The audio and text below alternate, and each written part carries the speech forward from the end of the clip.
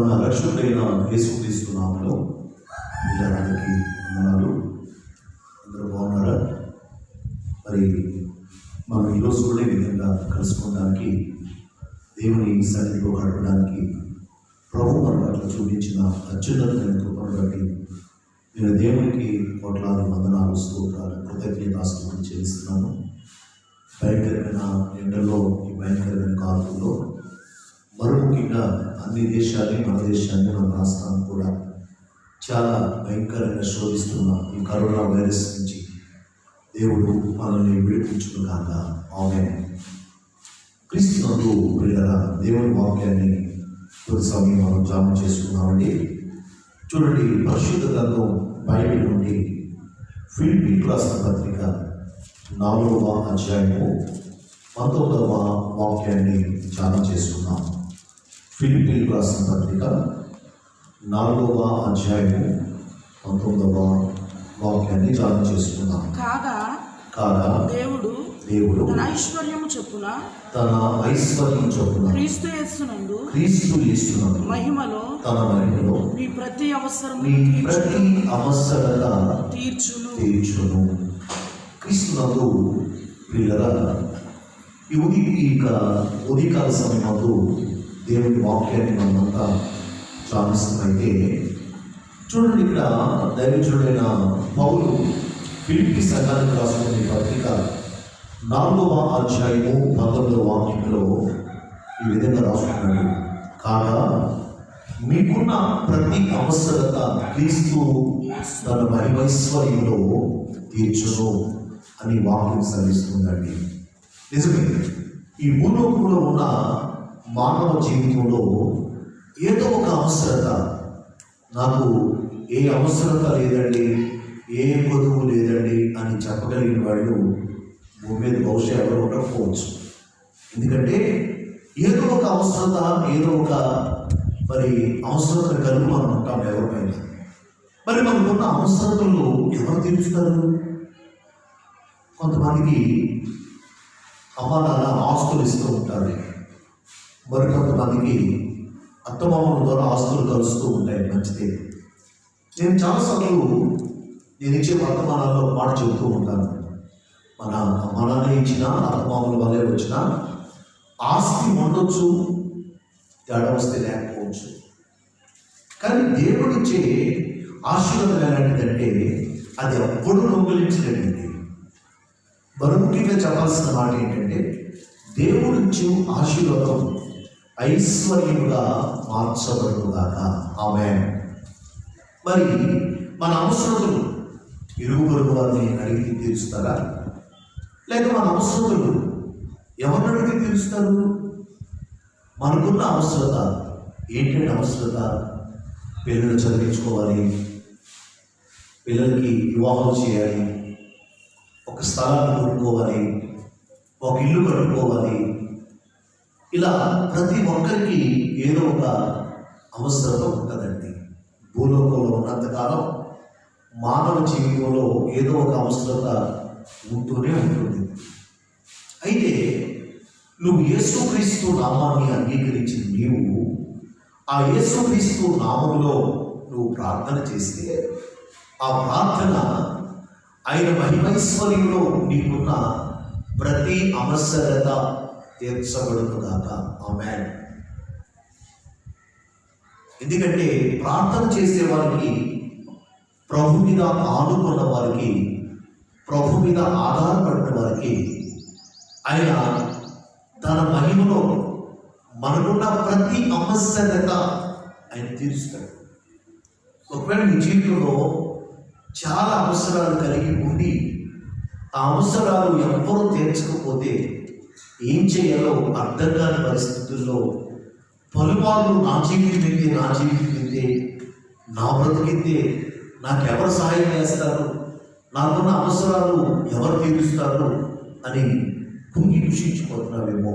కానీ బైబిల్ చెప్తుంది, యేసుక్రీస్తు మీద నువ్వు ఆధారపడి ఆయన నామములో నువ్వు ప్రార్థన చేస్తే ఆ ప్రార్థన చేసే ప్రతి ఒక్కరికి యేసయ్య చేసే గొప్ప కార్యం ఏంటంటే, తన మహిమైశ్వర్యంలో మీకున్న ప్రతి అవసరత ఆయన తీరుస్తున్నాడు. చూడండి, ఇప్పటికే దేవుడు మనకిచ్చిన ఈ చిన్ని సహవాసంలో వచ్చిన వారు వచ్చినట్టుగా ఉంచుకోకుండా ఆయన మందిరానికి వచ్చిన ప్రతి ఒక్కరిని కూడా మరి ఆత్మీయంగా, ఆర్థికంగా, ఆరోగ్యంగా ఎంతగానో దేవుడు బలపరిచి ఉన్నత శిఖరాలు ఎక్కిస్తున్నాడు దేవుడు. ఇవన్నీ ఎలా జరుగుతున్నాయి అంటారు అని చూస్తే, మనకున్న ప్రతి అవసరత యేసయ్య తన మహిమైశ్వర్యంలో తీరుస్తున్నాడు. ఆయన మహిమైశ్వర్యంలో తీరుస్తున్నాడు. ఆయన మహిమైశ్వర్యంలో తీర్చకపోతే ఈరోజు ఈ స్థితి, ఈ పరిస్థితి నీకైనా నాకైనా ఉండేది కాదు. గమనించాలి. ఆకలైన వేళ ఆహారంగా మార్చబడుతున్నాడు. దాహమైన వేళ దప్పుకి తీర్చే దేవుడిగా ఉన్నాడు. మనకున్న ప్రతి అవసరత ఆయన మహిమలో యేసయ్య తీర్చునుగాక. ఆమేన్. ఒకసారి ఏం జరిగిందంటే, కానా అనబడిన ఊరిలో ఒక వివాహం జరుగుతుందండి. ఆ కానా అనబడిన ఊరిలో వివాహం జరుగుతుంటే ఆ వివాహం జరిపించే ఇంటి యజమానుడు అనేకులు పిలిచాడు. అనేకులతో పాటు యేసుప్రభుని, యేసుప్రభు శిష్యులు కూడా పిలిచారు. అంతేకాకుండా యేసుప్రభుకి జన్మనిచ్చిన తల్లి మరియను కూడా పిలిచారు. ఆ రోజుల్లో యూదులకున్న ఒక ఆచారం, సంప్రదాయం ఏంటంటే, ఆ వివాహ కార్యక్రమానికి వచ్చిన వాళ్ళు భోజనం చేసే ముందు ద్రాక్షారసం తాగుతారండి. అయితే ఆ ద్రాక్షారసం తాగుతున్నప్పుడు జనాలు ఎక్కువగా వచ్చేసారు, విపరీతంగా వచ్చేసారు. మరి ఏం జరిగింది అని చూస్తే ఆటోమేటిక్గా ద్రాక్షారసం అయిపోయింది. వెంటనే వెళ్ళి ద్రాక్షారసం అయిపోయిందని చెప్పి తెలియజేశారు ఆ వివాహ కార్యక్రమాన్ని జరిపించే అధ్యక్షుడికి. గమనించాలి. అయితే అతను మరియమ్మ గారి దగ్గరకు వచ్చి తన కష్టం అంతా చెప్పుకున్నాడు. అప్పుడు మరియమ్మ గారు ఏమన్నదంటే, బాబు, నాతో నీకేం పని? ఇది నా పని కాదు, ఆయన మీతో చెప్పింది చెయ్యండి అని చెప్పింది. ఈ రోజుల్లో కూడా చాలా మందికి కష్టమే వచ్చినా, సమస్య వచ్చినా, కుటుంబం చిన్నాభిన్నమై రక్షణ పొందల స్థితిలో ఉన్న ఎవరు ఎక్కడికి వెళ్ళాలో, ఎక్కడికి వెళ్తే సమస్య పరిష్కారం అవుతుందో ప్రజలకు అర్థం కావట్లేదు. గమనించాలి. ఒకసారి దేశాన్ని పరిపాలించే ప్రధాని ఒక ప్రాంతానికి రావడం జరిగింది. ఆ ప్రాంతంలో ఉన్న కార్యకర్తలందరూ, అధికారులందరూ కొంతమంది బొకేలు తీసుకొని, కొంతమంది దండలు తీసుకొని వెళ్ళారంట ఆయనకి స్వాగతం పలుకుతాం.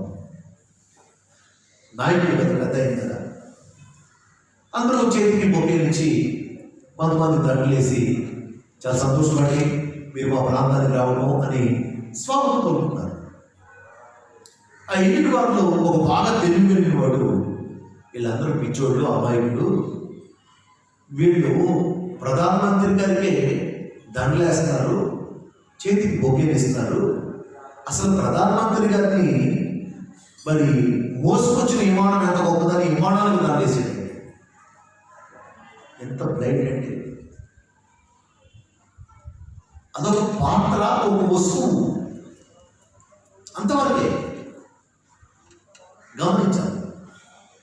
ఈ ప్రపంచంలో ఉన్నవాళ్ళు ఎవరైనా కావచ్చు, పాపం నుంచి విడుదల కావాలంటే, పాపం, శాపం అనేది కొట్టివేయబడాలంటే ఒక యేసుక్రీస్తు నామం ఒకటే.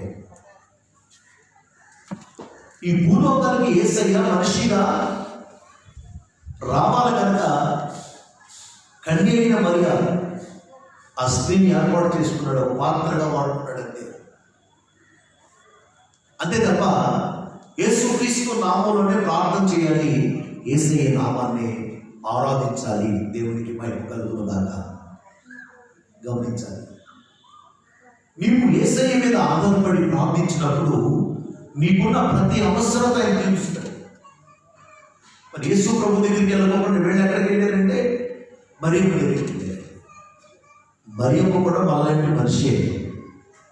మరియమ్మ కూడా లోకాసువార్తలు ఏమంటే నేను నా దేవుడిని స్తుతిస్తున్నాను అంటుంది. ఆవిడ కూడా దేవుడిని స్తుతించింది. కారణం ఏంటంటే ఆవిడ కూడా ఒక మనిషిగా ఉంది. మనిషి కనుక ఆయన స్తుతికి పాత్రుడు, స్తోత్రానికి అర్హుడు, ఇశ్రాయేలు స్తుతులపైన ఆసీనుడు, పాపాన్ని క్షమించే దేవుడు. ఆయన పేరే నజరేయుడైన యేసు. గమనించాలి, నువ్వెక్కడికి వెళ్తే బాగుపడతావు, ఎక్కడికి వెళ్తే నీ కుటుంబం కట్టబడుతుంది, ఎక్కడికి వెళ్తే నీ శాపం పోతుంది, ఎక్కడికి వెళ్తే నీ పరిస్థితులు మార్చబడతాయి అంటే యేసుక్రీస్తు దగ్గరికి. జగత లోక రక్షకుడైన, ఎంత ఘోర పాపినైనా క్షమించే దేవుడైనా, క్షమించుటకు సిద్ధ మనస్సు కలిగిన దేవుడు అంటే ఆయన. ఓ చిన్న పొరపాటు చేయమని ఆ మనిషిని ఎప్పుడూ చాలా ఓ చిన్న తప్పు చేయమని కులస్తులు దూరంగా పెట్టి వెళ్ళేస్తారండి. మరి ఏసే ఎంత ఘోర పాపినైనా ఆయన ఏం చేస్తాడంటే క్షమిస్తాడు. గమనించాలి, ఇక్కడ ఈ కానా పెళ్లి విందులో ఆ పరిచారకులు వచ్చి యేసు ప్రభు దగ్గరికి వచ్చి నిలబడి మాట్లాడుతున్నారు. యేసయ్య వాళ్ళతో చెప్పే మాట ఏంటంటే, బాబు అక్కడ రాతి మాలలు ఉన్నాయి కదా, వాటిని మీరు అంచున పట్టుకు నీళ్ళతో నింపండి అన్నాడు యేసయ్య. ఇప్పుడు జనరేషన్ అయితే ఇదేంటంటే పాస్టర్ గారు, ఇక్కడ కావాల్సిన ద్రాక్షారసం, మీరేంటి రాతి మాలలో నిండిపోయమంటారండి అని ఖచ్చితంగా అడుగుతారండి. కానీ ఆ పరిచారకులు ఎంత ఆత్మీయంగా ఉంటారంటే, ఆయన చెప్పాడు, వీళ్ళు నీళ్ళు తీసుకొచ్చి ఆ రాతి మాలలో నింపారు. దేవుడికి మహిమ కలుగునుగాక. నింపిన తర్వాత చెప్పారు, యేసయ్య అన్నాడు, ఇప్పుడు తీసుకొని వెళ్ళి ద్రాక్షరసం ఎవరు అడిగితే వాళ్ళకి పోయండి. ఇప్పుడు వాళ్ళైతే పాల్గొన్నారు కూడా. వాళ్ళు ద్రాక్షరసం అడిగితే మీరు అంచుల బట్టి నీళ్లు పోయమన్నారు, ఆ నీళ్లు ముంచుకెళ్ళి వాళ్ళు పోయమంటున్నారు, వాళ్ళు మమ్మల్ని మామూలుగా కొట్టరు, ఇది మేమేం భరించలేమో, మీ బాధ నిలబడని వెళ్ళిపోతారు కూడా. వాళ్ళు తీసుకెళ్ళిపోసారు. వాళ్ళు తాగిలో అంటారు, బాబు మేము చాలా పెళ్ళిళ్ళకి వెళ్తాం, మేము చాలా ఫంక్షన్స్లో అటెండ్ అవుతాం, కానీ అందరూ ముందు మంచి ద్రాక్షరసం పోస్తారు. గమనించాలి, జనాలు ఎక్కువైపోయిన తర్వాత తక్కువైపోతే జబ్బు రసం పోతారు, అంటే కల్తీ.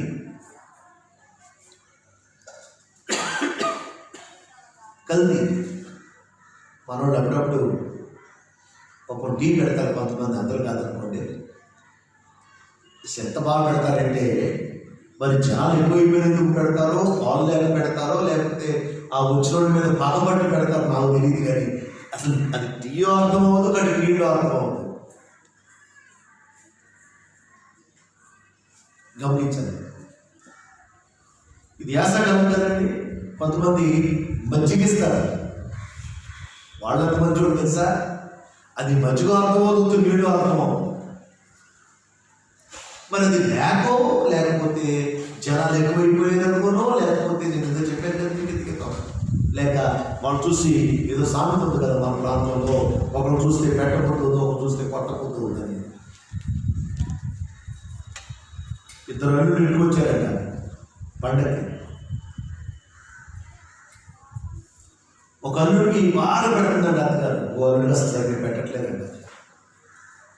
ఈ ప్రాబ్లం అందరి దగ్గరే ఉంది, కొడుకుల దగ్గర ఉంది, కూతురు దగ్గర ఉంది, అల్లుడి దగ్గర ఉంది.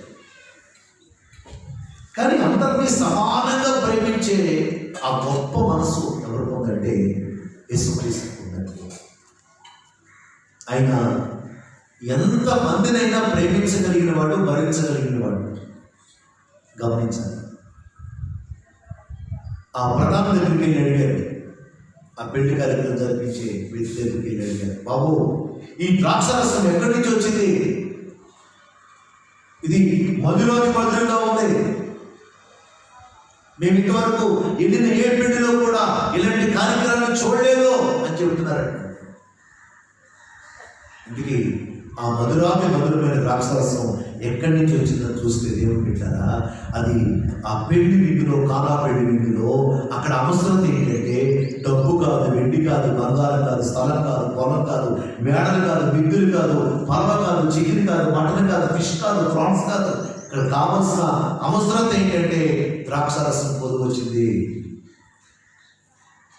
ద్రాక్షారసం పొదువుగా ఉంది కనుక ఆయన మహిమలో యేసయ్య వాళ్ళకున్న అవసరం తీర్చాడు. హల్లెలూయా.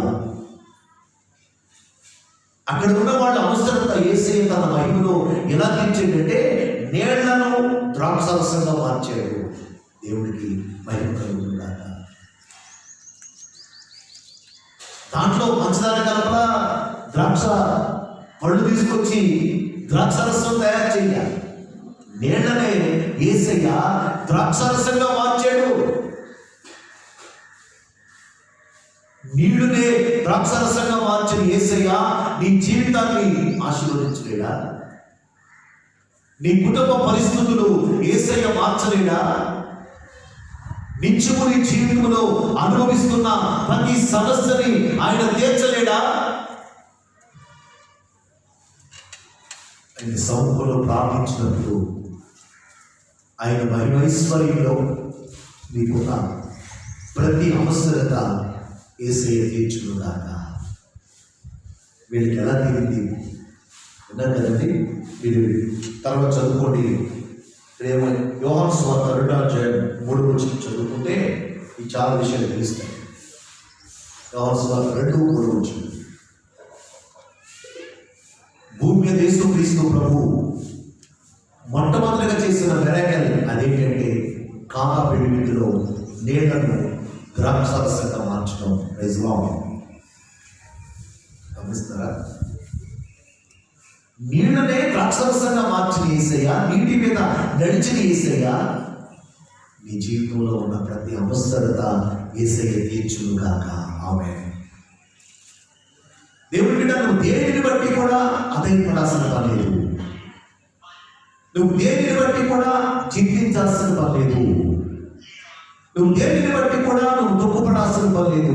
నీ స్థితి ఏదో, నీ పరిస్థితి ఏదో, నువ్వు దేనిని బట్టి బాధపడుతున్నావో నాకు తెలియదు. కానీ ఈ ఉదయకాల సమయం ముందు నీ జీవితంలో దేవుడి మీద ఆధారపడి, దేవుడి మీద ఆనుకొని, దేవుడి వైపు చూసి, దేవుడి నిజంగా నామాన్ని అంగీకరించిన నీవు మోకరించి ప్రార్థిస్తే నీ పరిస్థితులన్నీ యేసయ్య మారుస్తాడు.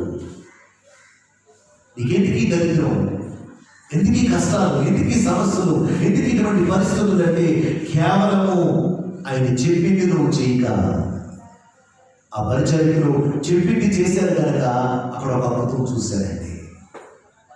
అక్కడ ఒక ఆశ్చర్యమైన కార్యాన్ని చూడటానికి అవకాశం కలిగింది. ఈరోజు మనం ఎలా ఉన్నాము? ఈరోజు నువ్వు ఎలాంటి అనుభవంలో కొనసాగుతున్నావు? ఓ ప్రియ సహోదరి సహోదరుడా, ఈ భయంకరమైన దినాల్లో, ఈ అంచె దినాల్లో, ఈ కడప దినాల్లో చూడండి, దేశమంతా కూడా అతులాకుతలంగా ఉంది. అన్ని దేశాల పరిస్థితి అదే.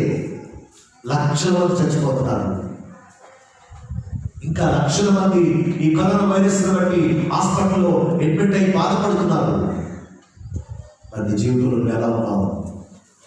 ఇది కాపాడేది దేవుడు కాదా? నిన్ను ఆదరించేది దేవుడు కాదా? నిన్ను ఆదుకునేది దేవుడు కాదా? నీ స్థితిగతులు, పరిస్థితులు మార్చింది దేవుడు కాదా? నువ్వు ఆయన చెప్పింది నువ్వు ఎందుకు చేయలేకపోతున్నావు? ఆయన చెప్పింది నువ్వు చేస్తే, ఆయన చెప్పింది నువ్వు చేసే వ్యక్తిగా ఉంటే నీకున్న ప్రతి అవసరత యేసయ్య తీరుస్తాడు. ఏది లేక నువ్వు అలవడిస్తున్నావో, దేనిని బట్టి నువ్వు దుఃఖపడి పలుమార్లు అయ్యో నా జీవితం ఏంటి, నా జీవితం ఏంటి అని కుషించిపోతున్నావు నాకు తెలియదు. కానీ మోకరించిన వారి సన్నిధిలో, అయ్యా నువ్వు చెప్పింది నేను చేస్తానయ్యా, నీ మాట వింటానయ్యా, నీ మాట ప్రకారంగా చేస్తానయ్యా, నాకున్న అవసరాలను తీర్చండి అయ్యా. నా ఇంట్లో ఎదిగి పెట్టుంది, ఎంత వయసు వచ్చింది, వివాహం చేయాలి. నా ఇంట్లో నాయనా పలానా అనారోగ్యాన్ని బట్టి ఎన్నో సంవత్సరాల నుంచి బాధపడుతున్నాను. నా భార్యను ముట్టండి, లేక నా భర్తను ముట్టండి. నువ్వు అలా ప్రార్థించినప్పుడు ఆయన పొందిన దెబ్బల చేత నీకు స్వస్థత కలుగుతుందంట. ఆయన చింతించిన రక్తం చేత మానవుడికి పాపం నుంచి విడుదల విమోచన కలుగుతుంది. ఆయన పొందిన దెబ్బల చేత మనకి స్వస్థత కలుగుతుంది. ఈరోజు నువ్వు ఎలా ఉన్నావు? ఈరోజు నువ్వు ఎలాంటి అనుభవంలో కొనసాగుతున్న వ్యక్తిగా ఉన్నావు? ఒకక్షణం ఆలోచించు, ఒకక్షణం ఆలోచించు. దినములు జరిగే కనుక సమయాన్ని పాల్గొద్దని దేవుని వాక్యం సెలవిస్తుంది. వాకరించి ప్రార్థన తీసుకుందాం. వాకరించి ప్రార్థన తీసుకుందాం. కొద్ది నిమిషాలు అందరూ ప్రార్థన చేయండి. యేసయ్యా మీకు స్తోత్రాలు, యేసయ్యా మీకు వందనాలు ప్రభువా. పరిచారకులు మరి ఆయన మీతో చెప్పింది చేయమన్నప్పుడు ఆ పరిచారకులు యేసయ్య ఏది చెప్తే అది చేశారు కదా.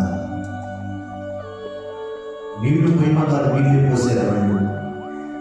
అవి ముంచుకొని తీసుకెళ్ళి ఎవరికి ద్రాక్షారసం కావాలనితే వాడు పోయమన్నారు, వాళ్ళు అదే చేశారు.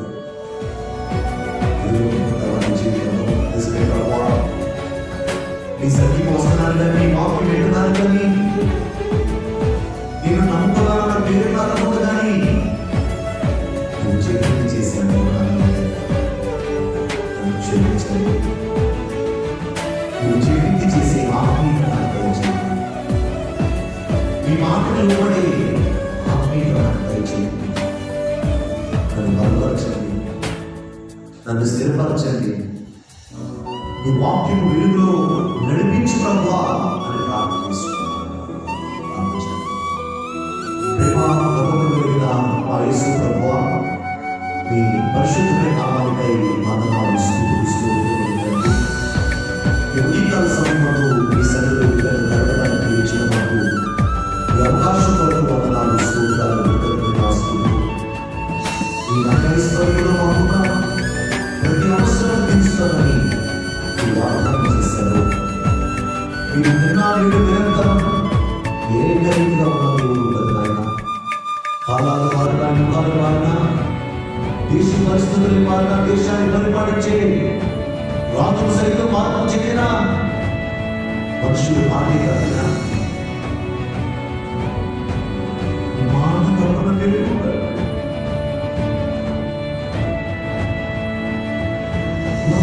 చేసిన నీవు ఎంతైనా నమ్మదగిన దేవుడు. మీ ప్రేమకు హక్కులు లేవయ్యా, మీ ప్రేమకి కొలతలు లేవయ్యా. నమ్మదగిన యేసయ్యా నీకు స్తోత్రం.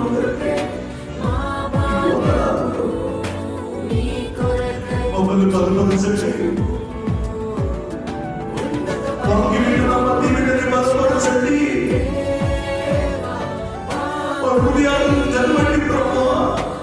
మీరు చెప్పింది చేసే ఆత్మీయతను దయచేయండి. మీరు చెప్పింది చేసే ఈరోజు ఈ వాక్యాన్ని వింటున్న ప్రతి వ్యక్తి హృదయము యేసు నామములో తెరవబడునుగా అని ప్రార్థిస్తున్నాను. ఆత్మీయంగా బలపరచండి, మీ కుటుంబ స్థిరపరచండి. ముఖ్యంగా ప్రపంచ దేశాన్ని, మా దేశాన్ని, మా రాష్ట్రాన్ని కూడా బట్టి పీడిస్తూ నెమ్మది లేకుండా చేస్తూ దేశాన్ని, రాష్ట్రాన్ని, జిల్లాని అంతరాత్మతలు చేస్తున్నా ఈ కరోనా వైరస్ నుంచి మమ్మల్ని విడిపించండి. మా పాపాన్ని బట్టే కలిగిన, మా పొరపాట్లు బట్టే కలిగిన శత్రు దేశాల వాళ్ళు మా మీదకి పంపించిన, అది ఏ రకంగా వచ్చినా దీనికి విడుదల, విముక్తి మీ ద్వారా కలుగుతుంది ప్రభు. ఒక్క మాట అలా సెలవిస్తే చాలు ప్రభు. సముద్ర గర్భంలో ఈ కరోనా వైరస్ పడదోయబడును గాక. ఆమేన్. శ్రామికులారా,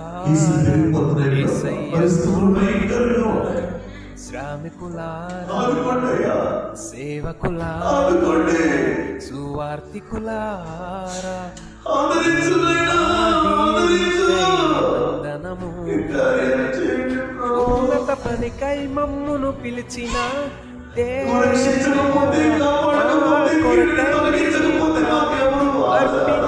అర్పించితివి, నీలో నిలిచి ఉండుటే మా భాగ్యము మాటలు మాకు దేవుడు నీ స్థిరపరచండి. కొరకై మీ జీవించదము కృపలో స్థిరపరచండి. వాక్యం సేవకుడా దీవించండి. ఈ పరలోక ఈ సమయం కలుస్తూ మీ నామాన్ని స్తుతించి ఘనపరిచే భాగ్యం దయచేయండి. ఈ బిడ్డల బలహీనతలో ఉన్న వారిని ముట్టి స్వస్థపరిచి బాగు చేయండి. ఎవరికి ఏ అవసరం ఉన్నా మీ మహిమను తీర్చబడునుగాక. ఆమేన్ అని ప్రార్థిస్తూ యేసు నామం పేరిట అడిగి వేడుకొని పొందుకొనుకున్నాము తండ్రి. ఆమేన్. మన తండ్రి అయిన దేవుడి ప్రేమ, కుమారుడు యేసు క్రీస్తు కృప, పరిశుద్ధ ఆత్మ సన్నిధి సహవాసం కొన్ని బిడ్డలకు మన దేశానికి దేవుని కృప సదా తోడై నడిపించుగాక. ఆమేన్. ఆమేన్. ఆమేన్.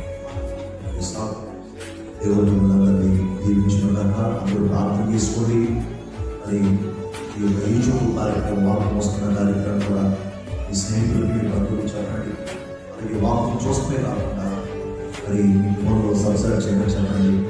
దేవుడు మనందరినీ దీవించుగాక. God bless you.